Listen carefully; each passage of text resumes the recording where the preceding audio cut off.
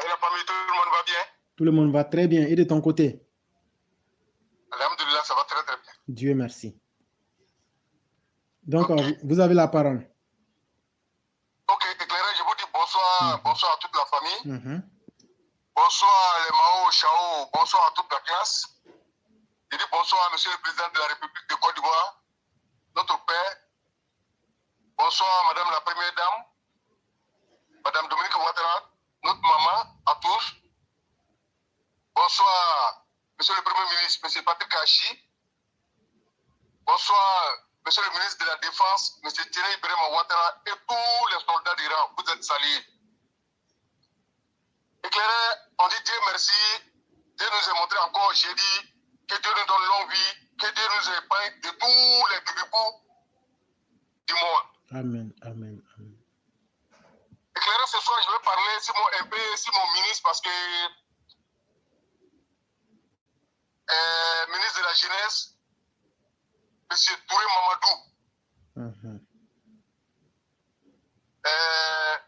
Précisément, si problème des filets sociaux pour aider les parents. Éclairé, à Boaké, je dis la majorité des jeunes sont fâchés. Mais sont fâchés, ces médias, à cause de notre papa, le président de la République de Côte d'Ivoire. À cause de lui, il y a beaucoup de souffrances que les gens sont en train d'avaler. Mais trop, c'est trop. Éclairé, après les filets sociaux, précisément à Boaké, 600 personnes, je peux dire que peut-être c'est 30 ou 25 personnes qui ont eu par copinage, par amitié, par lien familial. Oui, ce que je dis, c'est vrai. Éclairé, on lit à Boaké, à Djamourou, Kotika, c'est là-bas se trouvait le bureau où les gens sont allés se faire recenser. C'est l'ancienne poste là, l'ancienne poste de Kotikan là. Merci. Ils ont surnommé mon frère bureau. Oui, c'est eux et celles qui n'ont pas su. Si vous connaissez les gens à Boaké, dites seulement qu'il y a un bureau là-bas qu'on appelait mon frère bureau. Ils vont vous dire oui. Les détails vont commencer à vous donner, chers parents. Monsieur qui était devant, j'ai mené mes enquêtes. C'est son nom, je n'ai pas encore eu, mais je vais avoir. Et il y a beaucoup qui se sont enrôlés. Ils ont donné tous les papiers. Jusque-là, on les a promis. Le plus mauvais dedans, tous ceux qui se sont fait enrôler, chacun d'entre eux ont payé 500 francs d'abord avant qu'ils vont écrire ton nom. C'est ce qui est la vérité. On dit non, l'argent a été détourné. On dit les jeunes ont détourné l'argent, qu'ils l'ont arrêté, ils l'ont arrêté. Après, ils ont envoyé les gens au stade pour dire aux gens d'aller se faire enrôler là-bas. Tellement il y avait du monde, c'est le même système qui marchait. C'est 500 les gars payés aussi. Ceux qui ont les preuves à main, c'est 500 francs ils ont payé chacun d'entre eux avant d'être inscrits. Après avoir s'inscrit, on les a donné les documents, mais jusque-là, l'argent n'est pas encore venu. Après, ils sont venus dire à les gens, parce qu'il y avait du monde, ils sont venus dire aux gens qu'on avait besoin d'un certain nombre de personnes, on a déjà eu, ce n'est plus la peine. Donc, chers parents, gouvernement de Côte d'Ivoire, il y a plein de personnes qui voulaient se faire enrôler, ils n'ont pas pu. Et il y a plein qui se sont fait enrôler, ils n'ont rien eu. C'est ça qu'il y a beaucoup même. Et ceux qui se sont fait enrôler, chacun d'entre eux ont payé 500 francs d'abord avant de s'enrôler. J'ai parlé, je vais attirer l'attention du gouvernement de Côte d'Ivoire. J'étais un coup d'œil, demandé, je sais que vous savez. Donc, il n'y a rien qui a été fait là-bas. Donc, pour revenir encore, c'est que moi, je vais ajouter dessus ce côté. Monsieur le Président de la République, cher père, la dernière fois, dans l'une de nos émissions, où Éclairé pour Vérité a donné il a donné un exemple. Cet exemple, vraiment, moi, je suis partant pour ça. Afin les filets sociaux, laisser l'argent là pour subventionner quelque chose, les parents vont bénéficier. Parce qu'en réalité, ils ont détourné, ils ont volé l'argent là. Ils n'ont rien fait pour les jeunes. Oh putain, le programme du président de la République est basé sur la jeunesse et construction du pays, développement. Donc, ce côté, nous n'allons pas laisser. On ne compte personne. On veut que le travail soit bien fait. Celui qui vient, il ne fait pas le travail. Nous, c'est le travail, on va critiquer. Si la personne en est marre, il n'a qu'à démissionner sur des capons. C'est de ça qu'on parle. Éclairé, deuxièmement, jusque-là, dire à l'État de Côte d'Ivoire, en tant que militant RDR, et aujourd'hui RHDP, en tant qu'Ivoirien, moi, mon président, Bruno Nebari Kone, n'a qu'à démissionner. Parce que les publications, on voit, il y a beaucoup de publications qui ont été faites aujourd'hui.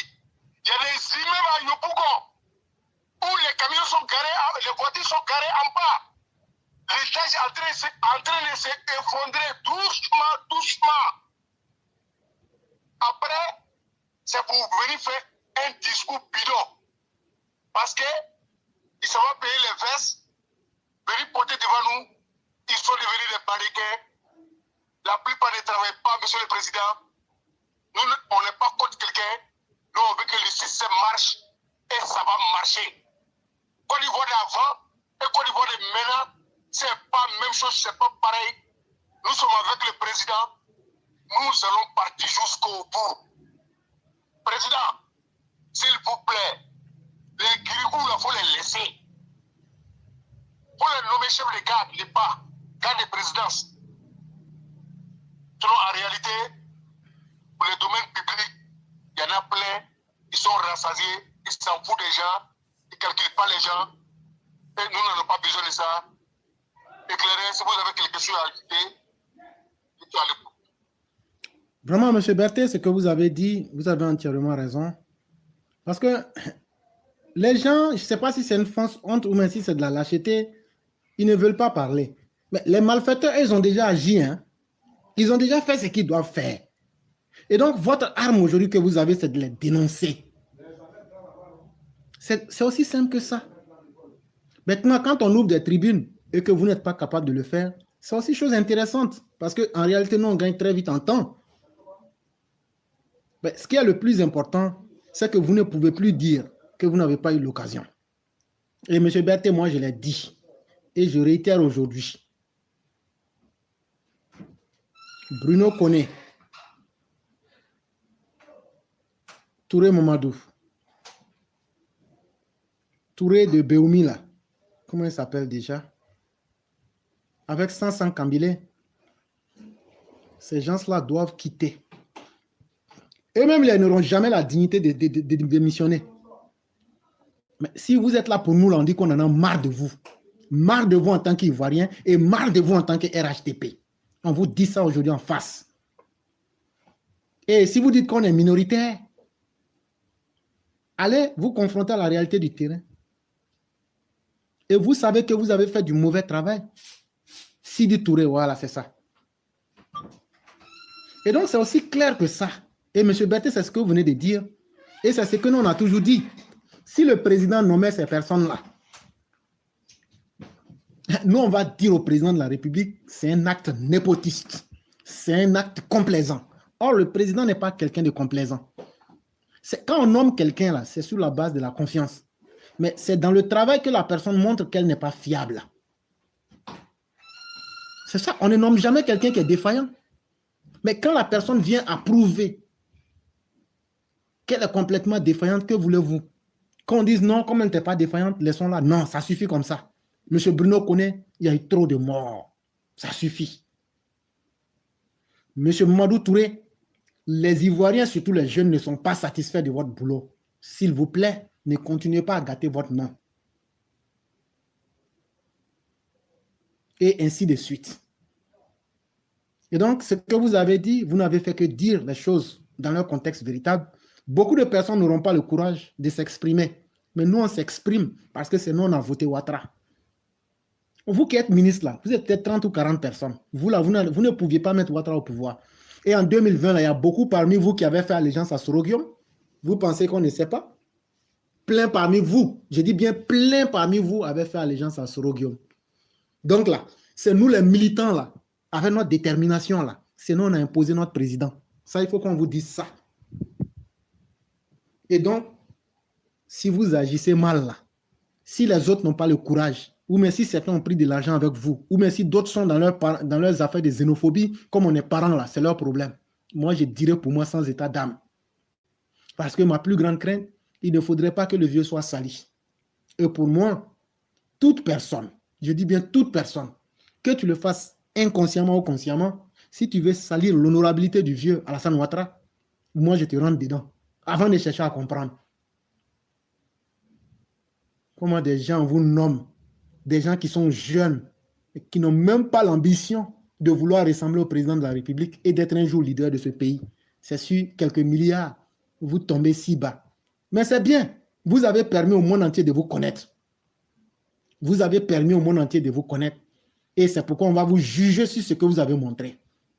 Et donc, de la manière que vous n'avez pas eu honte de vous mettre au service du président Alassane Ouattara et des Ivoiriens, c'est comme ça aussi que nous, on ne va pas se gêner. Je ne vois pas un garçon qui va venir me dire, il ne faut pas dire ça là. Même demain, même en face des concernés, je leur dirai la même chose. C'est sans état d'âme. Parce que vous ne pouvez rien me faire sauf que ce que Dieu a mis dans mon destin. Voilà. C'est aussi de ça qu'il est question. Et je ne m'attends absolument à rien de vous. Parce que là où je suis là, je préfère mourir dans ma pauvreté que d'aller compromettre mon âme et ma conscience avec des billets de banque. C'est aussi simple que ça. Il y a des hommes en vrai encore qui existent sur cette terre-là. C'est vrai que ça peut paraître bizarre, ça peut paraître hors du commun, mais il y a des individus vrais et il y a des individus originaux qui existent encore. Et moi et les élèves de la classe, nous en faisons partie. Et donc là, ceux dont notre présence gêne là, en tout cas, Éclaireur Pro Vérité, ce n'est pas une personne. Il va falloir éliminer plus de 25 000 personnes dans le monde pour que ça cesse. Parce que moi qui parle là, même si je ne suis pas là-bas, d'autres vont prendre le relais. D'autres vont prendre le relais et on fera ce combat-là. On ne demande pas que quelqu'un nous aime. On ne demande pas qu'on nous applaudisse. Sinon, on a critiqué jusqu'à ce qu'on a obtenu aujourd'hui la restructuration. On a critiqué aussi les faibles, les défaillances même du gouvernement Patrick Hachi. On va obtenir encore remaniement. Nous, c'est ce qu'on a choisi pour nous. C'est ce que nous, on sait faire. Mais quand quelque chose aussi est bien, là, on va dire et magnifier. Et donc, vos promotions que vous voulez faire dans le faux et jouer les intéressants avec les ignorants que vous arrosez avec quelques billets de banque, ça n'engage que eux. Mais nous, les vrais militants qui avons notre dignité là, on ne va jamais vous suivre. Et on va toujours dire la vérité pour qu'on ait la conscience qui soit tranquille. Vraiment, M. Berthet, je vous remercie. Ok, vraiment, éclairé, merci. Il n'y a pas de problème. Il n'y a pas de problème. Merci beaucoup.